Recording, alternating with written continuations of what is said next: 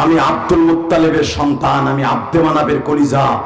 আমার বাবা Abdul Muttalib যেরকম তোমার বাবা আব্দুল মুত্তালিবের সন্তান, আমিও আব্দুল মুত্তালিবের মেয়ে। আমার বড় ভাই চলে গেছে আবু তালেব, তোমার বিবি চলে গেছে খাদিজা। চিন্তা করো না বাবা, আমি তোমার জন্য জীবন দিব। ফুফি আপনি কি বিয়াদবের সাথে পারবেন? আমার নবীর ফুফি বললেন, বাবা গো, মক্কার একটা নিয়ম আছে, মহিলা গতের যে মায়ের খায় ও দুনিয়া ছাড়ে। মারহাবা বললেন না? আসো তুমি আমার চাদরের মধ্যে। এবার কানবেন।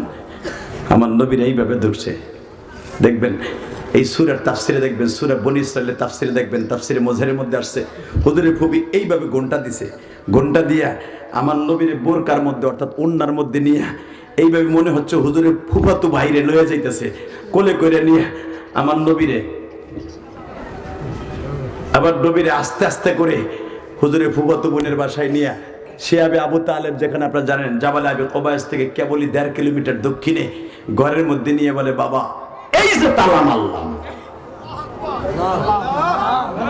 জোরে জোরে জোরে জোরে জোরে, এই যে তালা মারলাম আর এই তরবারি নিয়ে দরজায় বসলাম আমি আর আমার বড় মেয়ে উম্মে হানি, অর্থাৎ হানিরে নিয়ে বসলাম, আমি তোমার ফুফু। যাও, আমি বসলাম। তোমার গায়ে যদি আঘাত করতে হয় আমাকে দুজনের লাশ ফেলাইয়া তারপর আঘাত করতে হবে।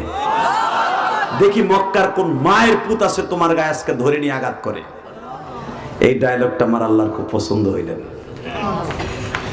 তা না হলে আমার আল্লাহ কিন্তু কাবা হাতিমের মধ্যে থেকে নবীর নিতে পারতেন। কথা ঠিক না বেঠে? একটা মহিলার বাড়ির থেকে কেন আমার নবীর আল্লাহর বাড়িতে নেয়, এটাই তো বোঝার বিষয়।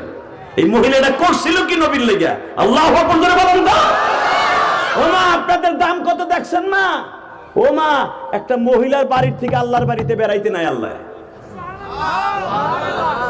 ভালো করে বুঝেন, নবীর কোন চাচার বাড়িতে নবীর নাই নাই, নবীর নিচে ডাইরেক্ট তার ফুফুর বাড়ির থেকে। উম্মে হানির বাড়ি আল্লাহ আমাকে বহুতবার নিছে, আলহামদুলিল্লাহ বলেন। এই যে আমার মাথায় চুল দেখতেছেন, এটা মক্কার থেকে কাইটাইছে আমার বাবুল ভাই। এই বাবুল 19 তারিখ বলে যাবে ওই দেশে। আমি প্রাণ খুলে দোয়া করে দিয়ে যাই যেন নিষ্পাপ করে দেশে ফিরে এলো। তার উমরার উসিলা যেন তার বাবা মাকে আল্লাহ মাফ করে দেয়, তার বড় ভাইয়ের হায়াত যেন লম্বা করে দেয়। বড় বয়স হইতেছে, আর কি লাগে? মান হাজ্জা লিল্লাহ ওয়াল উমরা গুফিরা লাহু মা তাকাদ্দামা মিন যামবিহি। যে উমরা করবে অথবা হজ করবে আল্লাহর জন্য, আল্লাহ তাকে এমন নিষ্পাপ করে যাবে, রাজাআকা ইয়াউমিন ওয়ালাদাতহু উম্মুহু, সেজন্য মায়ের গর্ভ থেকে আজকে ভূমিষ্ঠ হয়ে আসলো। আল্লাহ যেন আপনাদেরকে একবার যাওয়ার তৌফিক দান করে। উম্মে হানির বাড়িটা যেন জীবনে একবার দেখার তৌফিক দান করে। জানি না কোনটা বলছে যাবে, কে আপনার দেখাবি কিনা তাও জানি না। রজব মাসে যখন যাইতেছেন ওরা কবে উম্মে হানির বাড়ি দেখা, নাহলে তো কান পুটি গরম বানাইলাম একবারে। কালি হাতে উঠবি না, বাইরে ফাটালাম কিন্তু। মারহাবা বলেন। তাকান এদিকে। এই মুসলমানের সন্তান, আমার নবীর ফুফি তালা মাইরা দিলেন, নবী ঘুমাচ্ছে। ঘুমাচ্ছে, মাঝে মাঝে ফুফি যে দেয়, ও বাবা তোর পিঠের মধ্যে দিয়ে দড়ির দাগ পড়ে গেছে, তোর পিঠের মধ্যে দিয়ে বাবা খেজুরের পাটির যে বিছানা যে শীতটা আছে না, কি বলে আপনাদের দেশে, খেজুরের পাটি যেখানে জোড়া দেয়, ওই জোড়ার দাগটা পিঠের মধ্যে পড়ে গেছে। কারণ নবীর শরীরটা এত নরম ছিলেন, পৃথিবীতে এত নরম কোনো জিনিস আল্লাহ বানান নাই, কোনো মানুষের শরীর। আমার নবীর পিঠের মধ্যে দাগ পড়ে গেছে। ফুফু যে হাতে আর আরে আমার কলিজা, আমার কলিজার নবীর দাগ পড়ে গেছে। আমার নবী বলে, চাচি ফুফি আপনি আমার এত ভালোবাসেন, আল্লাহ যেন আপনার এই ভালোবাসার প্রতিদান দান করে। বেসেন্ডের নবী আমার ঘুমাইতেছে। ইন দি মিন টাইমে ঠিক একবারে রাত 11:30টার সময় আমার আল্লাহ ডাক দিয়া বলে, জিবরাইল রে,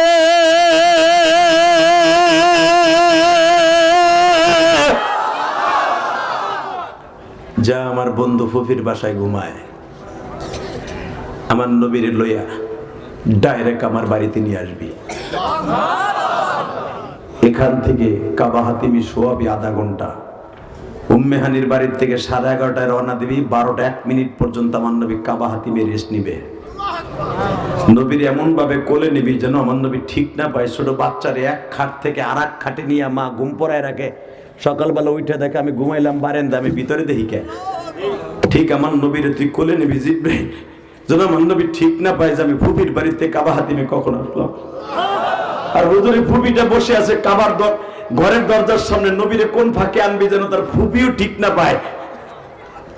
প্রথম যে উম্মে হানির ঘরের ছাদটা ফাটাবি, হাদিস আছে না নাই? আগে ফাটাবি ছাদ, এরপরে নবীর উপর দিয়ে নিবি, লইয়া কাবা হাতিমে শোয়াবি, শোয়াইয়া 12টা 1 মিনিটে আমার নবীরে জাগ্রত করবি, জমজমের পারে দাঁড় করাইয়া নবীর পেট ফাড়বি। আলাম নাশরাহ লাকা সাদরাক ওয়া ওয়াদানা আনকা বিদরাক আল্লাযী আনকাযা যাহরাক ওয়া রাফা'না লাকা যিকরাক ফা ইন্না মা'আল উসরি ইউসরা ইন্না মা'আল উসরি ইউসরা। নবীর ওপেন হার্ট সার্জারি করবি, আলাম নাশরাহ লাকা সাদরাক, নবীর সিনাটারে চাক করবি, নবীর পুরা বডিটারে ফাইরা নবীর ভিতর থেকে সব ধুইয়া মইসাবার প্যাকেট করবি, মোড়াকে উঠে একটা টান মারবি, আমার বাড়িতে নিয়ে আসবি, বাকি কাজ আমি করবো। জোর কর মারহাবা। বেজান এবার দিলটা নরম করবেন। আমার নবীরে কোলে নিলেন জিব্রাইল, কিন্তু আমার নবীর এমন ভাবে জিব্রাইল কোলে নিছে, বাবা ছোট দুধ খাওয়া বাচ্চাকে এক কাঠ থেকে আর এক কাঠে নিলে যেরকম ঠিক পায় না, নবী একটু ঠিক পায় নাই। কাবা হাতিমে সুম পরাইয়া দিলেন। নবী আমার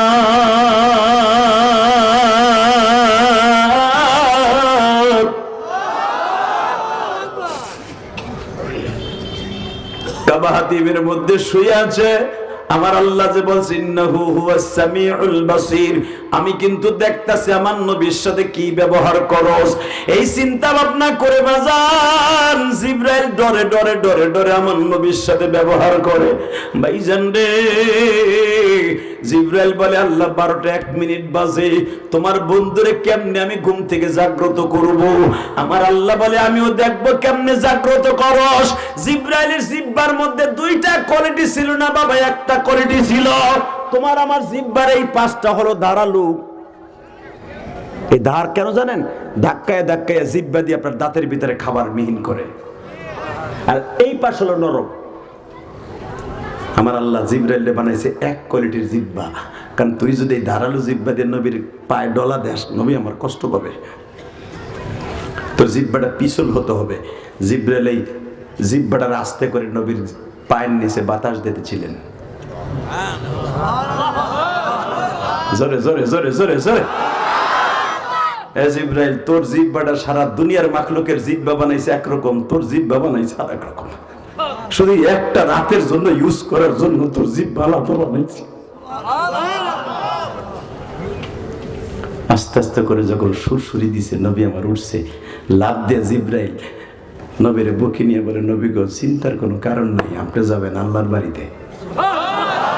সুবহানাল্লাযী আসরা বিআবদিহি লাইলাম মিনাল মাসজিদিল হারাম ইলাল মাসজিদিল আকসা।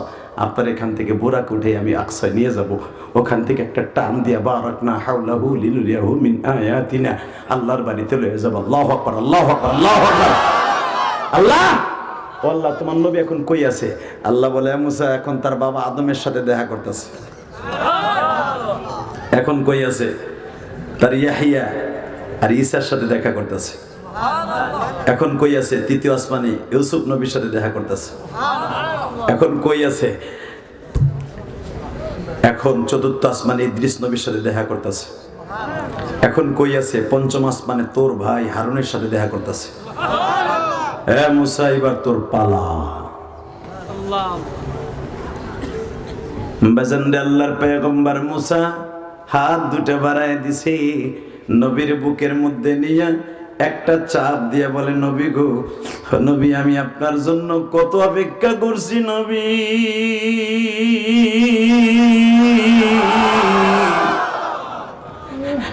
আমি 3500 বছর পর্যন্ত দাঁড়ায় আছি আপনার এক নজর দেখার লাগিয়া। আবার নবী বলে, মুসা রে, আমার কোরআন শরীফের মধ্যে সবচেয়ে বেশি আলোচনা তোমার। তুমি বনি ইসরাইলের নবী, আমি সারা দুনিয়ার নবী। আমার আল্লাহ কোরআনে এই কথাই বলছে, ওয়া আতাইনা মুসাল কিতাব ওয়া জাআলনাহু হুদাল লিবানি ইসরাঈল। আর আমারে বলছে, কুল ইন্নী রাসূলুল্লাহি ইলাইকুম জামিআ। মুসা একটা কথা শুনবে, মুসা বুকের মধ্যে নিয়ে কি পাইছো? আপনার বুকের মধ্যে উম্মতি হাবলি উম্মতি হাবলি আওয়াজ আসতেছে গো নবী। নবী, কিন্তু আমার একটা জানতে ইচ্ছা করে, এখন কানবেন। নবী, আপনার আমি সালাম দিলাম, আমি দেখতেছি আপনার ঠোঁটটা ফাটা, কপালটা ফাটা, গাড়ের নিচে কানের নিচে ফাটা, রক্তের মতো লাল জানো কি দেখা যায়। ও আমার টাঙ্গাল কালিহাতির দাড়ি পাকা বাজানরা, মুসা নবী যদি গলা কাটা মুরগির মতো আসার মারতে থাকে, শোনার পরে তোমার অন্তরে কেন ব্যথা লাগবে না বাবা? আমার নবী যখন বললেন মুসা রে এই ঠোঁটটা কেন ফাটা জানো নি? আমি আল্লাহর বাড়িতে বেড়াইতে আসার আগে আমার বিবিটা মারা গেছে, বিবির কষ্টটা দূর করার জন্য তায়েফের মাঠে গেছিলাম, তায়েফের একটা ছেলে প্রথম ঘুষি দিয়ে আমার ঠোঁটটা ফাটাই দিছে।